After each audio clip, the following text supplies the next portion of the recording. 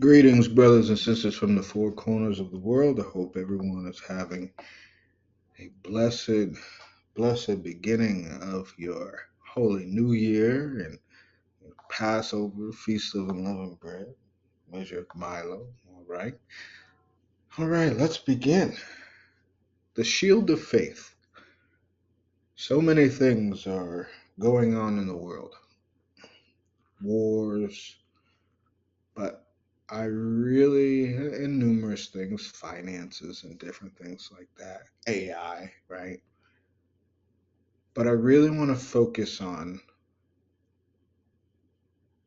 travel, all right? Because in Second Ezra,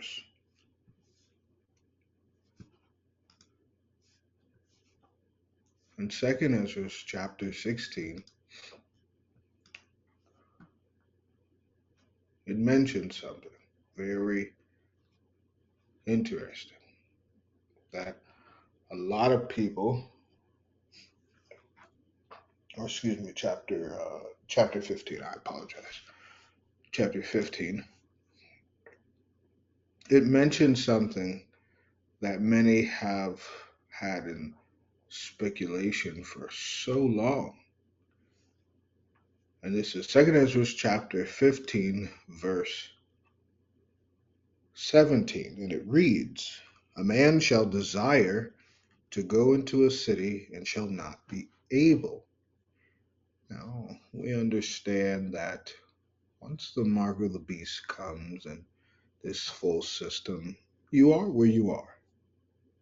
If you're not planning on taking and participating within the beast system, then you're going to be stuck like Chuck wherever you are until the Most High delivers you or until he makes a way for you to move. But we're kind of seeing the complete collapse of just the regular everyday life. We had ships sinking, cargo ships sinking, right? Things falling off the cargo ships years ago. We had the boats and the docks. We had the boats running into piers and docks, bridges, right? Bridges collapsing, right? And now all of a sudden we're seeing, we also had in the world oil, the gas spills, the contamination spills, right? The flammable chemicals all over the roads and the water and the air, the explosions, the tankers and the trucks flipping over, right? We see, did anyone see what happened in Pakistan as a terror attack happened where I think it was a group hijacked a train? Trains have also been derailing as well. And now, for the past year, maybe year and a half, we've been seeing these occurrences with planes. Now, not only do we have occurrences with planes in the world, I mean, all over the world, we have immigration, migration, traveling. And it says in 2nd Ezra 15 and 17, "A man shall desire to go into a city and shall not be able." So this gives us, through prophecy, an understanding that you were to be wise as serpents, harmless as doves, and understand that this coincides with 2nd Ezra 16 and 40, where it says, "O my people, hear my word, make you ready to the battle, and in those evils be even as pilgrims upon the earth. So you see the evils that's occurring. And when I tell you the evils, I mean, wow. I mean, let's go over some of those evils. Let's talk about Heathrow, UK. Fire breaks out in the airport, and then the whole airport blacks out.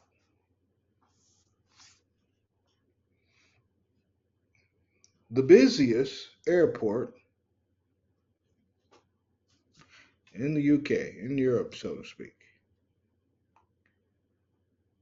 That's just for, well, the UK, right? Let's read. Apologize for all these weird looking ads here. All these pop ups and all this, but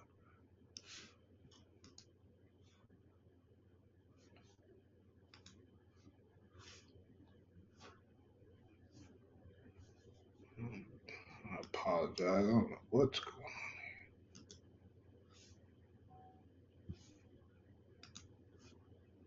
I'll just read the article. It says Heathrow Airport said it planned to resume some flights Friday after a large fire at an electrical substation knocked out the power to Europe's busiest flight hub and disrupted global travel for hundreds of thousands of passengers. London Airport said it would begin flights for passengers stranded when their flights were diverted to other airports in Europe and to get airplanes back in the right place. It hopes to be in full operation by Saturday. It reads at least 1,300, well, 1,350 flights to and from Heathrow were affected. Flight tracking service Flight Radar 24 said the impact was likely to last several days as passengers try to reschedule their travel, and airlines work to get planes and crew to the right places. Authorities do not know what caused the fire, but so far found no evidence it was suspicious.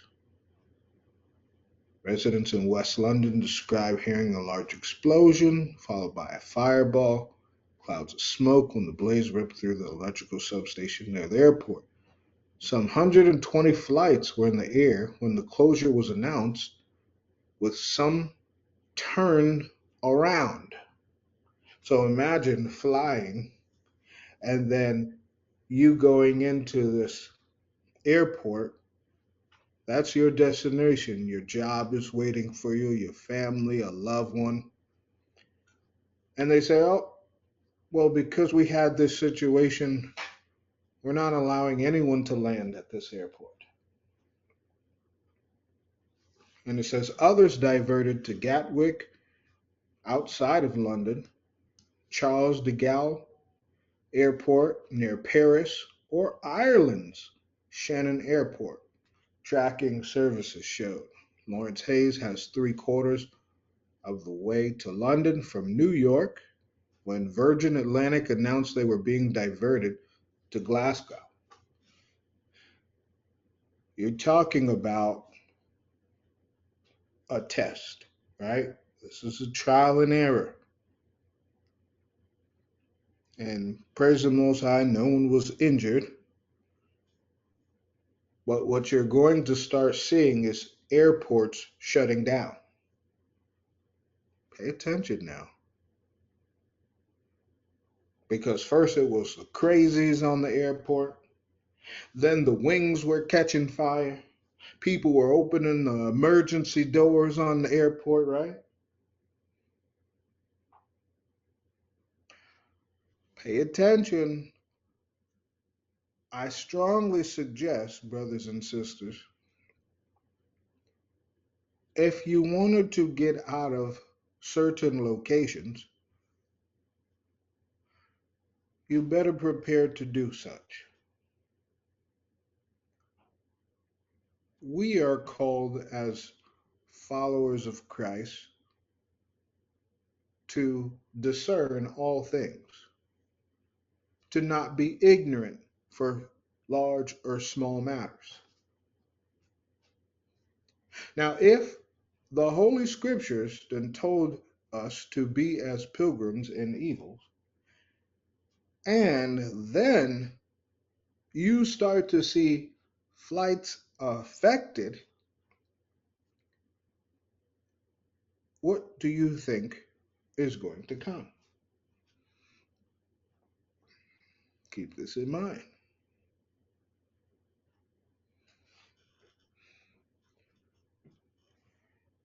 Now it says Heathrow is one of the world's busiest airports for international travel. It had its busiest January 2025. The month of January had 6.3 million passengers just in one month alone, up 5% from what it was last year. Hmm. Now, this is all over the world. Let's pay attention now. What else is going on? The UK, detentions at the United States border prompt UK, Germany, and Nordic nations to revise travel advice. It reads, as the U.S. tightens immigration enforcement under President Donald Trump, the United Kingdom and Germany have updated their travel advisories to warn citizens that holding a valid visa or ESTA authorization does not guarantee entry into the country.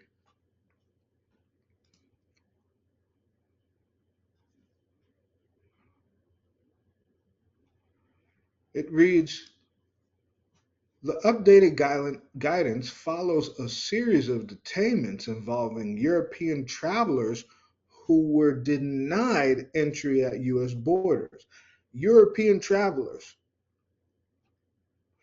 European travelers who were denied entry at the U.S. borders.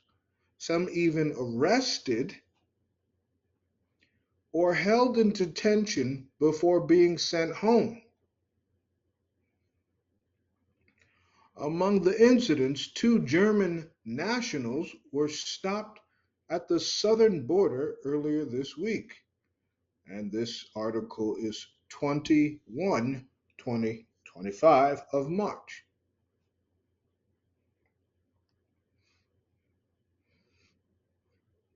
Germany's foreign ministry said it is investigating one of the cases and has involved its consulate in Boston to assist one of the individuals still affected. The final decision on whether a person can enter the U.S. lies with the U.S. border authorities, a spokesperson for Germany's Foreign Office said. The advisory stressed that false information, past criminal records, or even minor overstays on previous trips could lead to arrest. Let me repeat that again. The advisory, the Europe, the European countries are advising. Now, this is for all my folks who are in the U.S. Just showing you how bad it is from the outside. The advisory stressed that false information, false information, past criminal records, or even minor overstays on previous trips could lead to arrest, deportation, or detention with no legal recourse. Ah, Homeland Security had been focused on migrants who arrived at the border, Now the administration has foreign born academics in its crosshairs and may be trying to make examples of them. This reads the scholars targeted for deportation by Trump administration, meaning professors and universities. It says a graduate student from India with a student visa who had been teaching at Georgetown University, a professor at Brown University Medical School who also has a valid visa and hails from Lebanon, and a pro Palestinian activist with a green card who recently graduated from Columbia University and has a baby on the way with his U.S. citizen wife. All three scholars have been targeted by the Trump administration for deportation this month, despite the fact that they all have papers allowing them to live and work in the U.S. In each case, the Department of Homeland Security has justified its decision to kick them out of the country by citing an obscure provision in immigration law that dates to the Cold War and gives the Secretary of State the authority to deport that person. The Secretary of State has determined that your presence or activities in the United States would have serious adverse foreign policy consequences for the United States, reads a document in one of the deportation cases, citing the provision. Back in 1952, when Congress passed the Immigration and Nationality Act, the aim was to keep communists out of America. Hmm. Now the provision has become yet another legal weapon the Trump administration is deploying to fulfill its mandate to deport millions of migrants, experts said. Hmm. And so the Indian man who was a professor, a Lebanese woman who also was a doctor, and she had I looked further into. I saw her, and um, she did kidney transplants, and now her patients no longer have the ability. Right? They got to go elsewhere, and the activists here. But no, it doesn't stop there.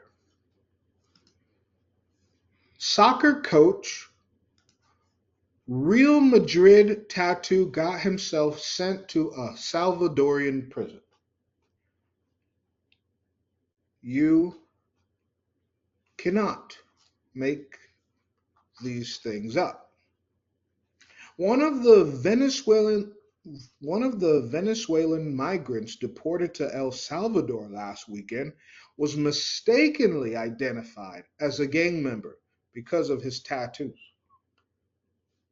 including one closely resembling the Real Madrid soccer club logo, his attorney has said. In a court filing Wednesday night, Lynette Tobin said her client, Jesse Reyes Barrios, 36, had fled his home country after he was tortured for taking part in anti-regime demonstrations last year. According to the filing, Reyes Barrios has no ties to Tren de Aragua, TDA, which the U.S. government alleges. The accusation is based on two things. First, he has a tattoo on his arm of a crown sitting atop a soccer ball with a rosary and the word Dios. Department of Homeland Security alleges that his tattoo is proof of his gang membership. In reality, he chose this tattoo because it is similar to the logo for his favorite soccer team, Real Madrid. I'm going to put all these in the link. But imagine being put in the world's most terrible prison because of a tattoo. That you were a soccer coach. He was a youth soccer coach. I'm quite sure they screen people who are around children. This is true. Me have been a soccer coach and a basketball coach at one point and a referee for both children and adults. They screen you. Even working in schools, they screen you.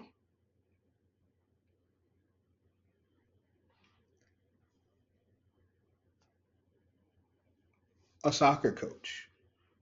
No one is safe in that place. Just off of a tattoo. Now, anyhow, let's keep it going. From the outside in, we'll call this, right?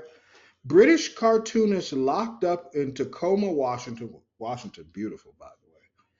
Tacoma, Washington ICE detention center and removed from the U.S. Let's see if they play the video.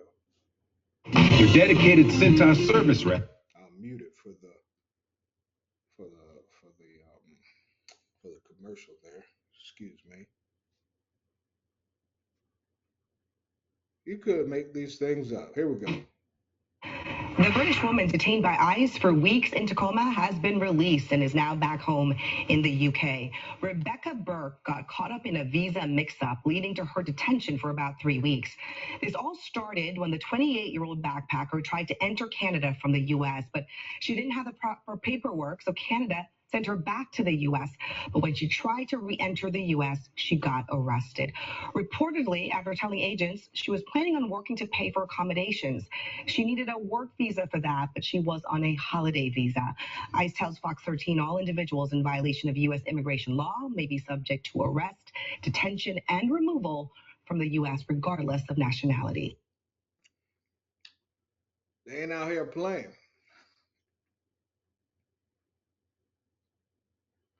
Removed from the U.S. You could The Fox Sports app isn't just any sports app. Excuse me, apologize. You could be brown, black, white, tan, beige, yellow, green. You got to go out of the U.S.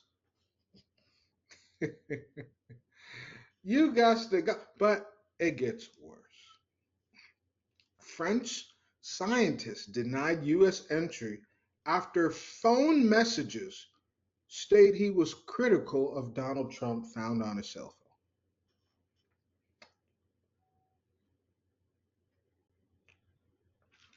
United States, can you come to the front, please?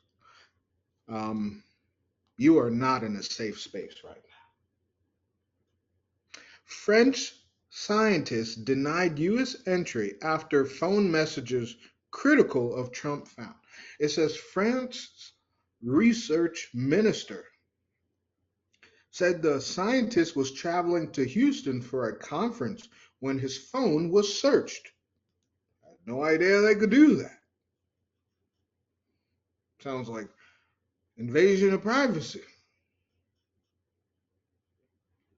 A French scientist was denied entry to the U.S. this month after immigration officers at an airport searched his phone and found messages in which he had expressed criticism of Trump administration, said French minister. I learned with concern that a French researcher who was traveling to a conference near Houston was denied entry to the United States before being expelled. This measure was apparently taken by the American authorities because the researcher's phone contained exchanges with colleagues and friends in which he expressed a personal opinion on Trump's administration research policy. Freedom of opinion, freedom research, and academic freedom are values that will continue to proudly uphold. I will defend the right of all French researchers to be faithful to them while respecting the law, Batista said. A diplomatic source told the French news agency that the incident occurred on March 9th. Scientist was on assignment of the French National Center for Scientific Research. The same source said that the messages discussing Trump's administration treatment of scientists had been found. The researcher was reportedly then accused of writings that reflect hatred toward Trump and can be described as terrorism. Hatred towards a president is now considered terrorism if you are a foreigner.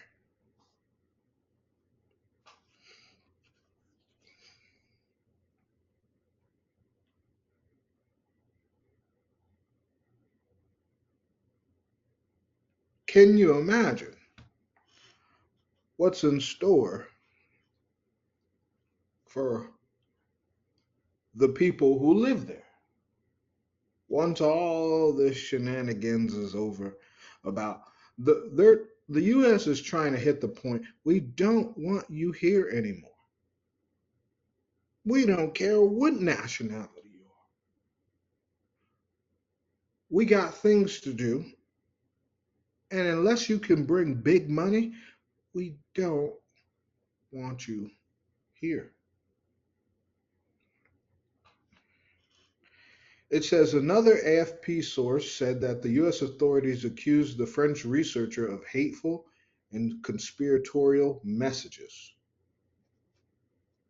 He was reportedly also informed of an FBI investigation, but told that charges were dropped before being expelled. Now, the Bible told you of times like this.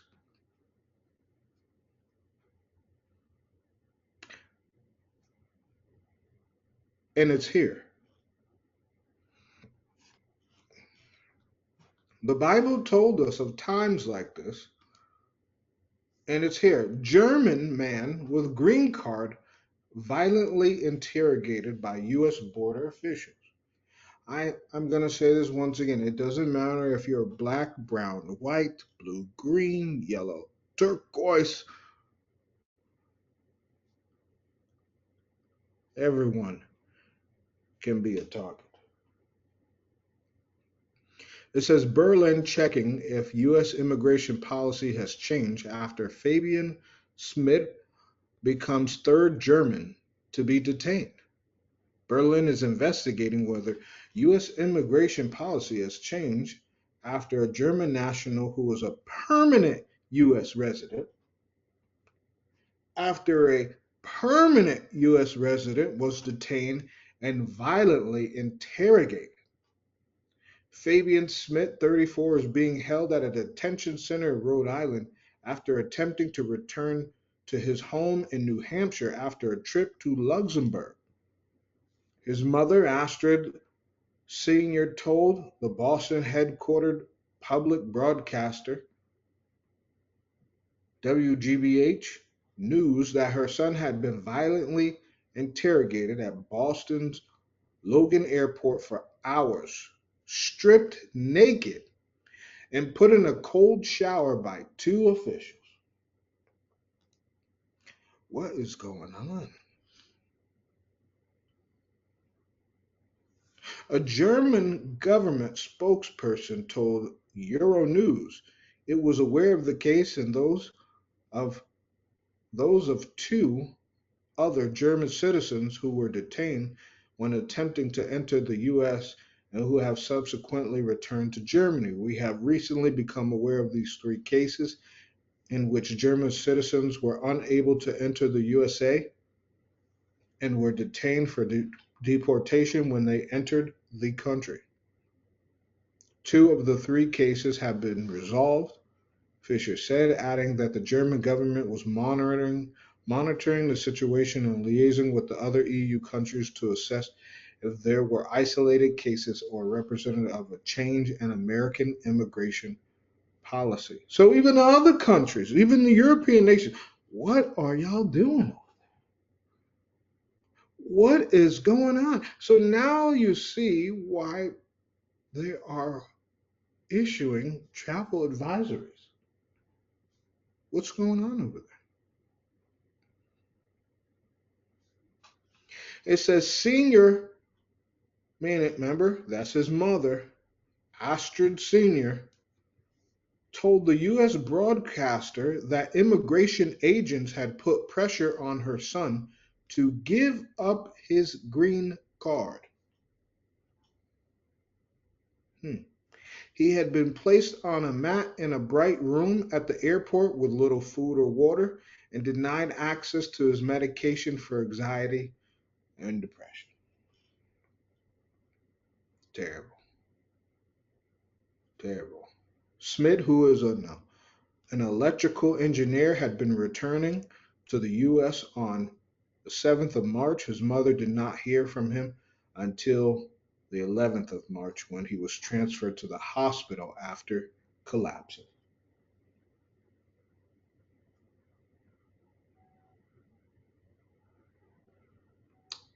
While the U.S. Customs and Border Protection Service tells U.S. media that the claims are blatantly false. What's going on?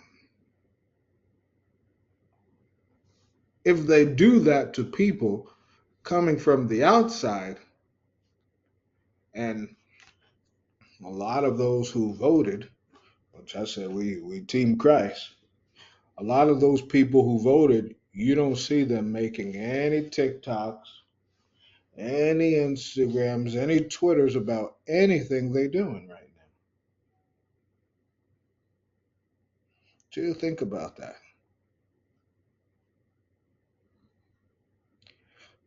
Why? I mean, thought it was when you see they thought the ones in America, they thought that it was just to get out people of color. It wasn't just people of color. It was any and everyone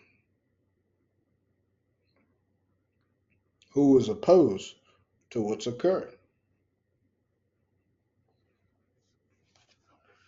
And then the last one. Canadian woman speaks out about her treatment in the US detention. We were bound in chains that wrapped tightly around our waists, with our cuffed hands secured to our bodies and shackles restraining our feet. This is March 20th, 2025. Canadian woman who was detained for nearly 2 weeks by immigration officials in the US is speaking about her experience in an extensive account for The Guardian titled, "It Felt Like I Had Been Kidnapped." Jasmine Mooney, 35-year-old business consultant from Vancouver, was detained by U.S. immigration officials while attempting to cross the border with a job offer and visa paperwork in hand. Oh my God, a job offer. Brothers and sisters, the world is becoming a dark place. You got the job offer and paperwork in hand. It reads she spent 12 days in detention under what her supporters described as inhumane conditions, with no clear explanation as to why U.S. Customs and Border Protection had arrested her. We treat cattle better than this in Canada. That's what her mother said during her incarceration. Mooney had been working in the U.S. but was detained at San Ysidro, U.S. Mexico border, crossing near San Diego, California on March 3rd. She says in her Guardian article that she'd been granted a trade NAFTA work visa, but that it had been revoked during a crossing into the U.S. because the beverage company she'd been working for used hemp in its products. She writes, I was devastated. I had just started building a life in California. I stayed in Canada for the next few months. and was eventually offered a similar position with a different health and wellness brand. And if you didn't know, a lot of people from Mexico, they make their way from Mexico. Some people make their way from Mexico to the US in hopes to make it all the way up to Canada. This I know from firsthand experience of meeting people. Moving forward, she restarted the visa process and returned to the same immigration office at the San Diego border that was told by an immigration officer that due to her previous issues, she needed to apply through the consulate. Then she said something strange. You didn't do any you didn't do anything wrong. You are not in trouble. You're not a criminal. I remember thinking, why would she say that? Of course, I'm not a criminal. What happened next? What happened next happened fast. Mooney says she was told she would be sent back to Canada, but as she started looking for flights on her phone, a man said, "Come with me." There was no explanation, no warning. He led me to a room, took my belongings from my hands, ordered me to put my hands against the wall. A woman immediately began patting me down. She writes, "Adam, they took my shoes and pulled out my shoelaces." Mooney was taken to a tiny freezing cement cell with bright fluorescent lights and a toilet. In it were 5 other women, none of whom spoke English. After 3 days, she was moved to another cell. That's when I realized they were processing me into a real jail, the Ada Mesa Detention Center. She described the prison as 2 levels of cells surrounding a common area, just like in the movies, adding, I was put in a tiny cell alone with a bunk bed and a toilet. She had been fasting since her arrest and continued it for the first day in the detention center, not trusting the food or water there. There were about 140 women, some of whose stories made her feel grateful she wasn't even worse off. I met a woman who had been on a road trip with her husband. She writes, she said they had a 10-year work visa. While driving near the San Diego border, they mistakenly got into a lane leading to Mexico. They stopped and told the agent they didn't have their passports on them, expecting to be redirected. Instead, they were detained, and guess what? They both were pastors. A family of 3, having been living in the US for 11 years with work authorization, a woman from Canada had been living in the US with her husband and was detained at a traffic stop and stuck in the system for almost 6 weeks because she didn't have her passport with her at the time. A girl from India had overstayed her student visa by 3 days before heading home, then came back to the US on a new valid visa to finish her master's degree, only to be arrested over her previous visa. Mooney's next stop was Arizona. San Luis Regional Detention Center. The transfer process lasted 24 hours, a sleepless, grueling ordeal. She writes, this time men were transported with us. Roughly 50 of us were crammed into a prison bus for the next 5 hours, packed together, women in the front, men in the back. We were bound in chains that wrapped tightly around our waists, with our cuffed hands secured to our bodies and shackles restraining our feet, forcing every movement into a slow, clinking struggle. Detainees there were fingerprinted and asking that whether they had been assaulted or had attempted suicide. At each new location, she was given a medical check. She described taking a pregnancy test as a part of that. We had to pee in an open Dixie cup in the cell, and the bathrooms are open. She describes the conditions there. 30 of us shared one room. We were given one styrofoam cup for water and one plastic spoon that we had to reuse for every meal. I eventually had to start trying to eat, and sure enough, I got sick. None of the uniforms fit, and everyone had men's shoes on. The towels they gave us to shower were hand towels. They wouldn't give us more blankets, and fluorescent lights shined on us 24/7. Now, I'm going to stop there. Gets a bit worse. Better yet, let's finish it, shall we? But the new prison came with a shred of hope in the form of a tablet attached to the wall from which one could send emails. Mooney ended up in touch with a friend and they decided to go to the media. It wasn't long before the news arrived and she was being released. My ICE agent, who had never spoken to me, told my lawyer I could have left sooner if I had signed a withdrawal form and they hadn't known I would pay for my own flight home. She writes, adding, from the moment I arrive, I beg every officer I saw to let me pay for my own ticket home. Not a single one of them ever spoke to me about my case. Mooney notes, to put things into perspective, I had a Canadian passport, lawyers, resources, media attention, friends, family, and even politicians advocating for me. Yet, I was still detained for nearly 2 weeks. Imagine what this system is like for every other person in there. Mooney is barred from returning to the United States for 5 years, but she said she plans to appeal, telling the New York Times, she says, I love America.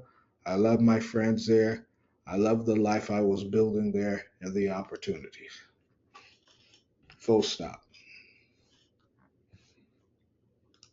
Brothers and sisters. When I tell you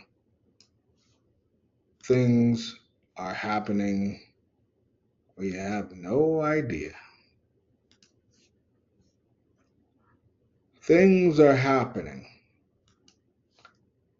and you have literally no idea.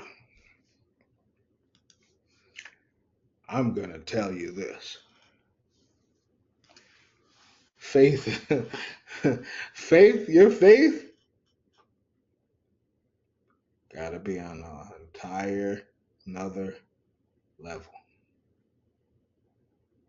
Your faith has to be on an entire another level. Because it's time to move around the world, wouldn't you say? But at the same time, it's quite scary. I mean,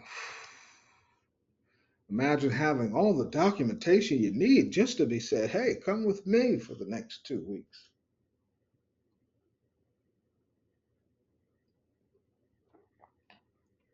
Hey, it's looking ugly. I'm just saying. Genesis 15 and 1. And they say, where does this tie in with shield of faith? Genesis 15 and 1 reads, after these things the word of the Lord came unto Abram in a vision, saying, fear not, Abram, I am thy shield and thy exceeding great reward. Now, understand there's going to be times where you fear. That's normal. Okay?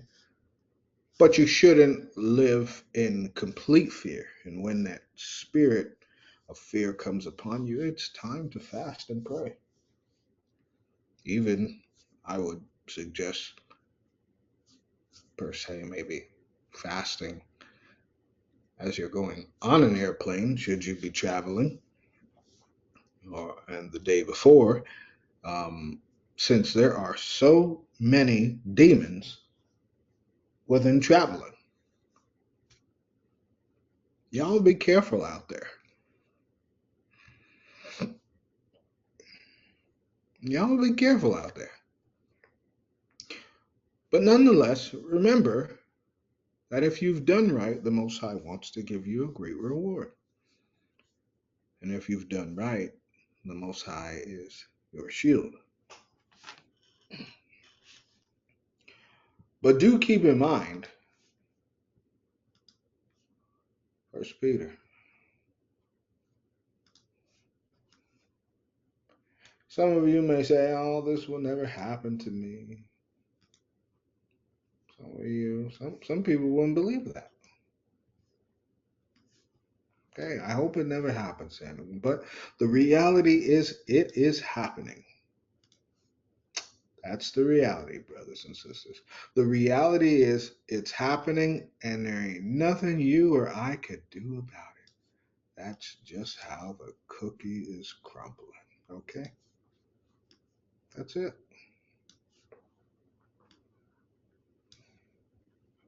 Now, this is 1 Peter chapter 5, 6 through 9. It reads, "From the left, humble yourselves, therefore, under the mighty hand of God, that he may exalt you in due time, casting all your care upon him, for he careth for you.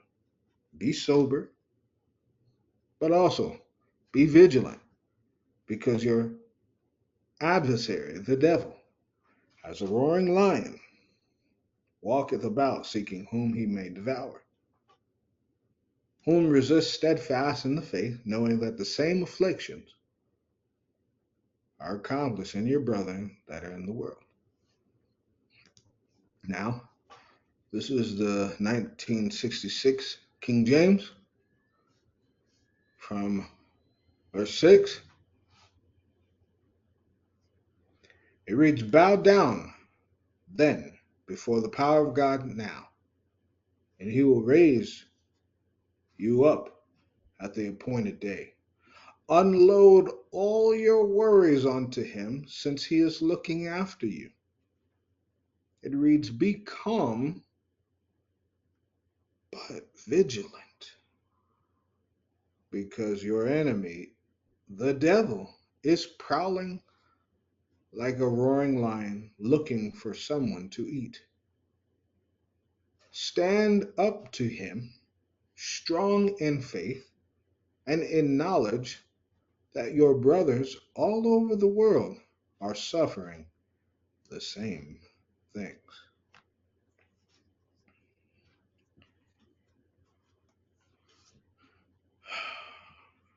Well,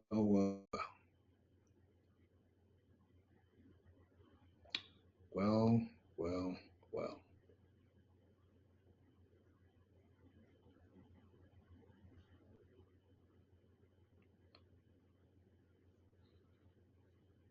Everyone's going through this all over the world. Travel issues, plane issues. Everyone's going through something. But the question is, how do you handle it when you are traveling? We obviously would like to pray that it doesn't happen to the body of Christ, but should it happen, what will you do? What do you do in these situations? First Peter.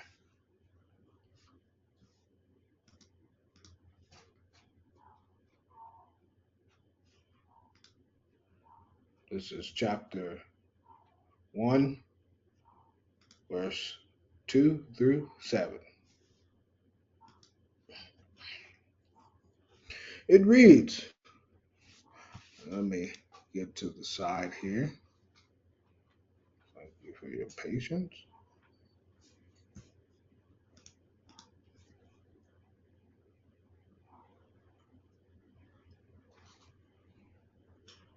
And this, excuse me, chapter 1. I apologize.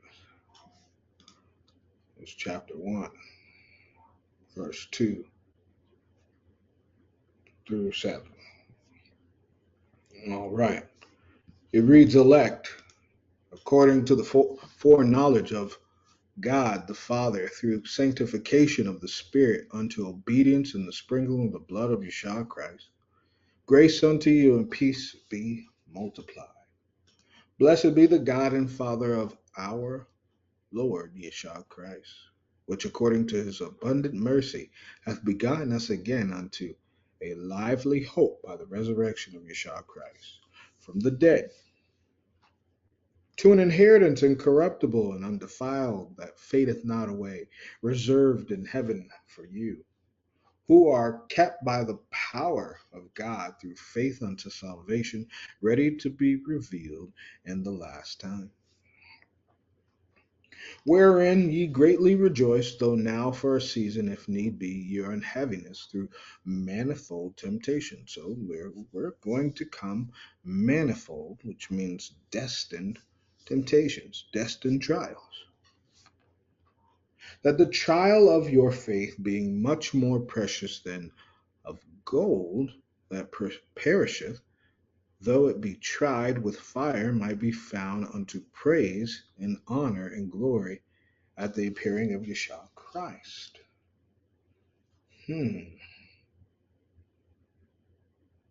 Hmm. Now, let's pay attention here, and I just wanted to emphasize verse 7 here. Okay? And it reads,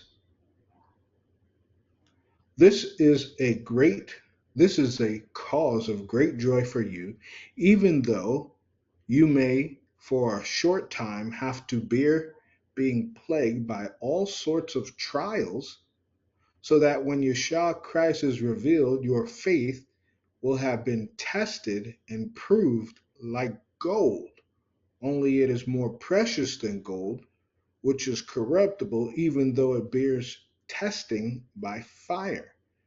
And then you will have praise and glory and honor. Amen. Some of you may seek to leave where you are. And Minister Yeshua, I've told you, you see that opportunity. Told you last year opportunities were going to come. Told you to told you to discern. I told you to discern. I said pay attention.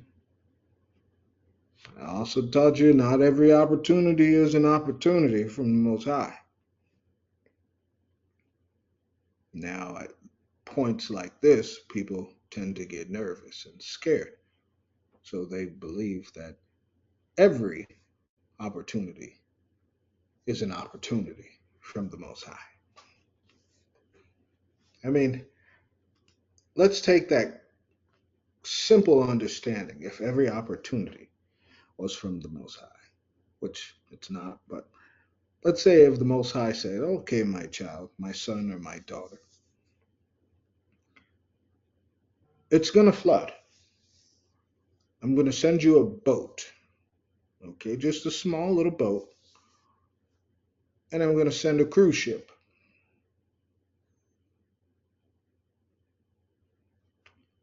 But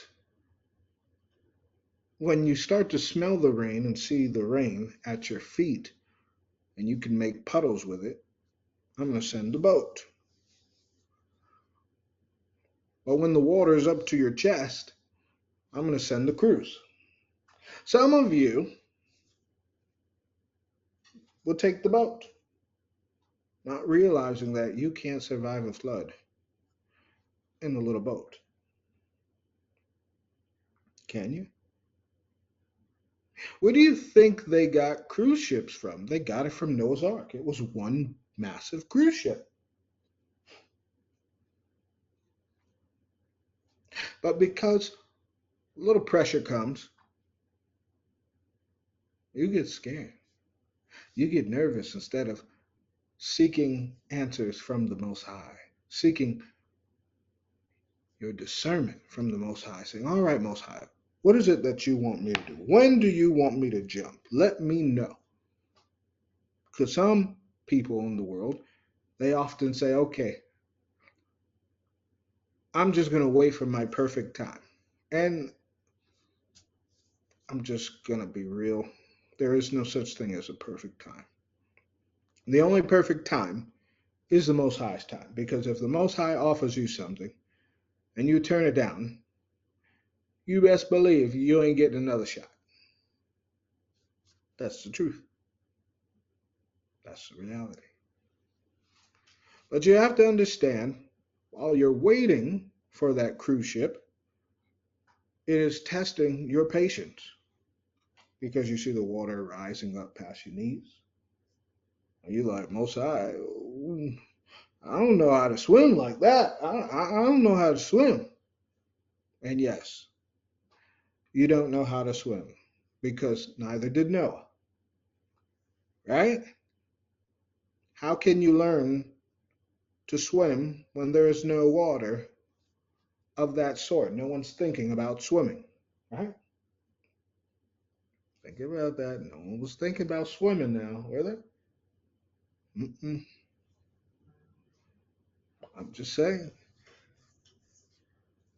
The fallen were swimming because they had, the breath, they had the lungs, right?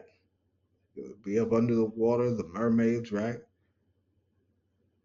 They would sing for the people, take them underneath, knowing they couldn't breathe under the water. Paying attention? Well, you see, your test is waiting patiently, that is. Some people, when they find something, when they get a little pressure, they seek for an answer real quick. Let me tell you, most High don't work quickly. Are you crazy? Asking the Most High to move quickly for you is you telling him what to do. But when you wait, you come back into creation mode and say, all right, Most High, I done slipped a few times. Maybe I got besides myself.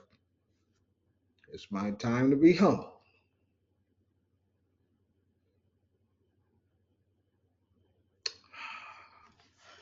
I don't know if they get it, Most High. I don't know if they get it. James.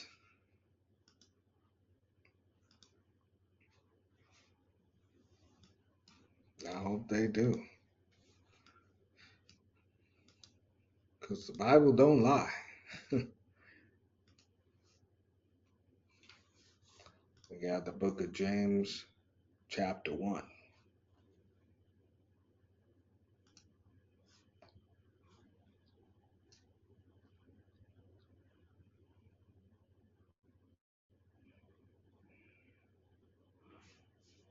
All right.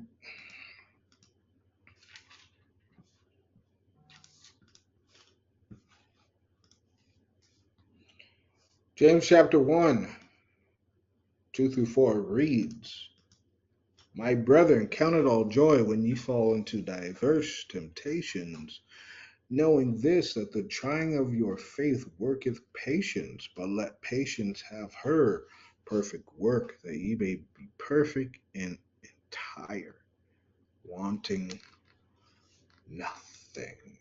Now let's read it. My brothers, you will always have your trials, but when they come, try to treat them as a happy privilege. Now, doesn't this change the game up a little bit? You think of it as a badge of honor. You think of it as a privilege to be tested. Doesn't that change the game? Doesn't that change your mindset?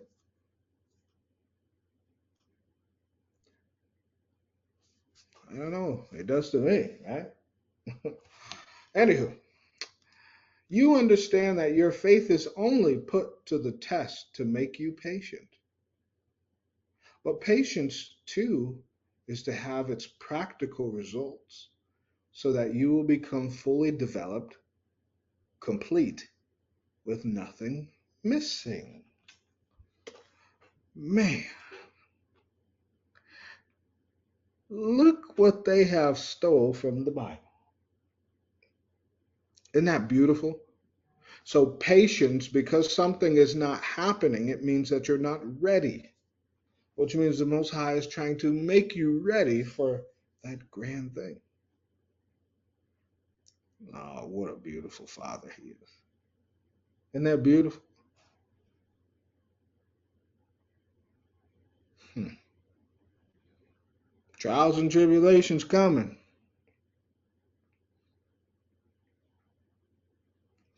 Sometimes people, what do they say? They bite more than they can chew. Oh yeah, yeah, yeah, Most High, Most High. The Most High's like, I want you to think about this now,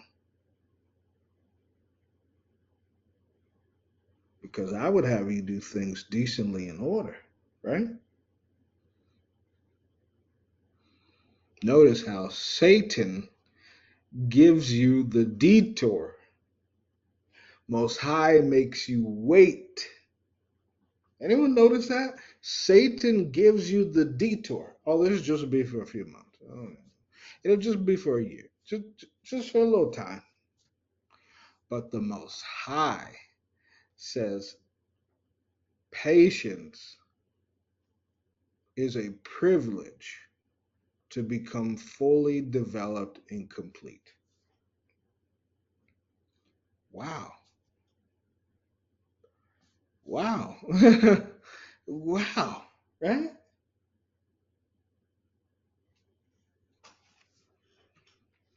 What is it that you're missing? That's the question. What is it that you're missing? With patience, you are supposed to find out what is it that you're missing.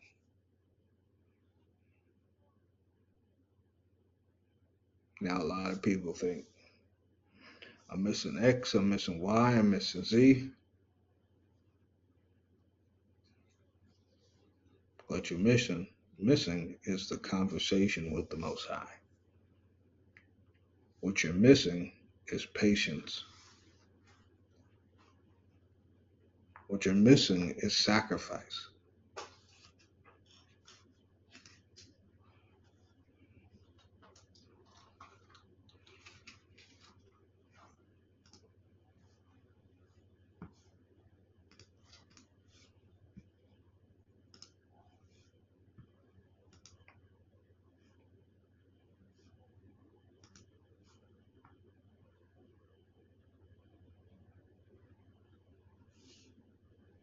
Hebrews 10.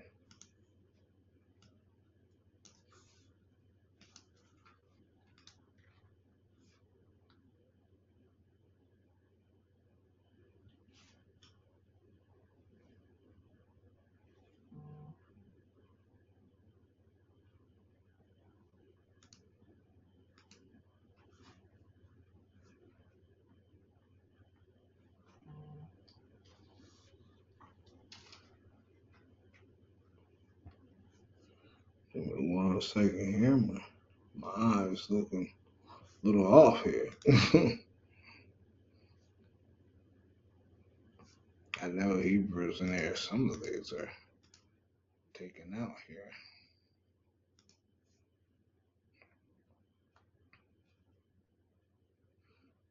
See that? All right. Thank you.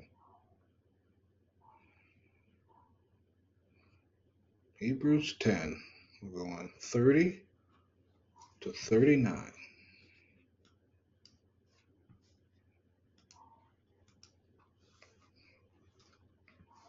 It reads, For we know him that hath said, Vengeance belongeth to me. I will recompense, saith the Lord, and again the Lord shall judge his people. It is a fearful thing to fall into the hands of the living God, but call to remembrance the former days in which, after ye were illuminated, ye endured a great fight of afflictions, partly whilst ye were made a gazing stock both by reproaches and afflictions, and partly whilst ye became companions of them that were so used. For ye had compassion of me and my bonds, and took joyfully the spoiling of your goods, knowing in yourselves that ye have in heaven a better and enduring substance. Cast not away therefore your confidence, which hath great recompense of reward. Meaning, holy confidence has a reward to it. For ye have need of patience, that after ye have done the will of God, ye might receive the promise. So, with what? Patience comes the promise. You have no patience, you receive no promise. For yet a little while, and he that shall come will come and will not tarry. Now the just shall live by faith. But if any man draw back, my soul shall have no pleasure in him. But we are not of them who draw back unto perdition, but of them that believe to the saving of the soul. Now on the right, we are all aware who it was that said, vengeance is mine, I will repay. And again, the Lord will judge his people. It is a dreadful thing to fall into the hands of the living God. Remember all the sufferings that you had to meet after you received the light in earlier days? Sometimes by being yourselves publicly exposed to insults and violence, and sometimes as associates of others who were treated in the same way. For you not only shared in the sufferings of those who were in prison, but you happily accepted being stripped of your belongings, knowing that you owned something that was better and lasting. Be confident. Be as confident now, then, since the reward is so great. You will need endurance to do God's will and gain what he has promised. Only a little while now, a very little while, and the one that is coming will have come. He will not delay. The righteous man will live by faith, but if he draws back, my soul will take no pleasure in him. You and I are not the sort of people who draw back and are lost by it. We are the sort who keep faithful until our souls are saved. Amen. Brothers and sisters, a lot is going on here. A lot is going on. The question is, are you going to stick to that shield of faith? Are you going to stick to the Most High being your shield? Are you going to wait patiently? Are you going to operate in patience? Now, here's the thing. A lot of people mistake patience for moving. So when the Most High says move, you move. Don't say, well, I got to be a little bit more patient. Well, because he would be the one telling you to move. Now, if you're used to moving all the time, then the Most High is going to tell you, hey, pump your brakes. It's time to be patient. You'll understand when the Most High tells you to move. But the question is, will you listen to him when he tells you to move? You see, the shield of faith, it all comes from trusting in the Most High. Though it is meant for tests, it's built for battle, and these are the days where your shield of faith will be tested. And if it hasn't been tested, the fire is about to come. That fire is hot. I mean, not only does Satan look to eat us up and devour us, but there's a fire that only few can withstand. Remember, it's a privilege. It's a privilege to serve the Most High. It's a privilege to travel and do the things for the Most High. It's a privilege to be in safe guardings and standings with the Most High. That is a privilege. It doesn't have to be given. And once you remember that His protection is a privilege, you'll move with faith. You'll move with faith. With that being said, brothers and sisters, don't be fearful of the world, because the world is fearful of you, the righteous. The world is fearful of our Father, who art in heaven. Hallowed be His name, and His kingdom is coming. So believe, have faith, and when it's your time to go through those trials, take it as a privilege with patience, knowing that the Most High wants you to be fully developed for the battle. Until next time, Shalom.